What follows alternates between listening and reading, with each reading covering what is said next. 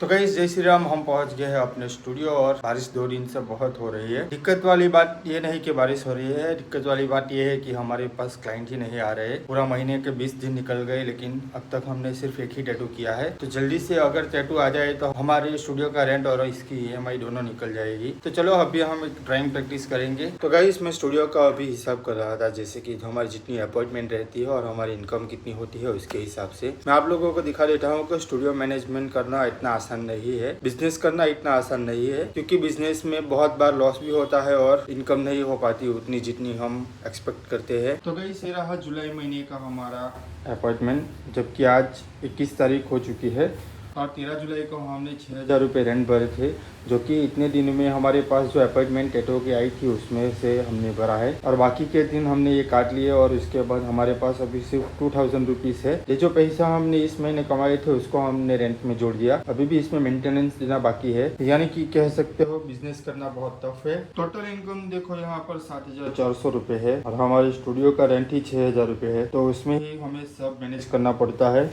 और अब तक हम ऐसे ही मैनेज करते आए हैं। ये रहा 6,700 और इसमें ही हम पूरा स्टूडियो का मैनेज करते हैं जो भी होता है। सो गाइस इतनी इनकम में ही हमें पूरे महीने का मैनेज करना पड़ता है। 6,000 रुपये रेंट चुकाना पड़ता है, उसके ऊपर मेंटेनेंस भी देना पड़ता है।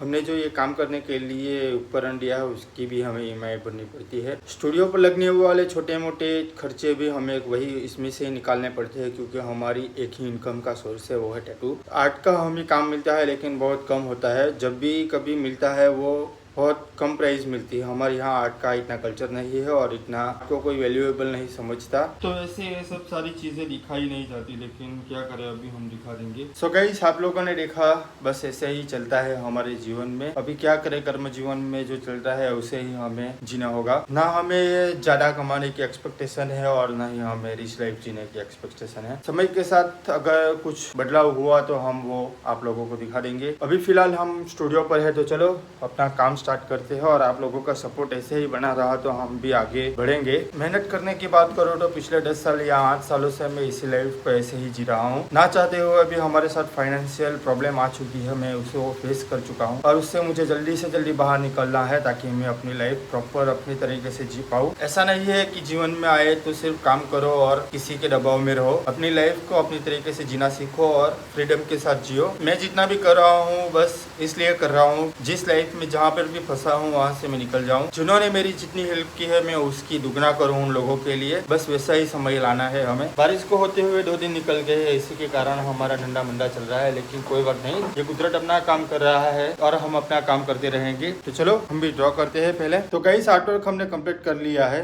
आप लोग रील वीडियो देख लेना। तो गाइस आर्टवर्क देखने के लिए हमें फॉलो कर लेना और मिलते हैं नेक्स्ट वीडियो में। Thank you so much for watching.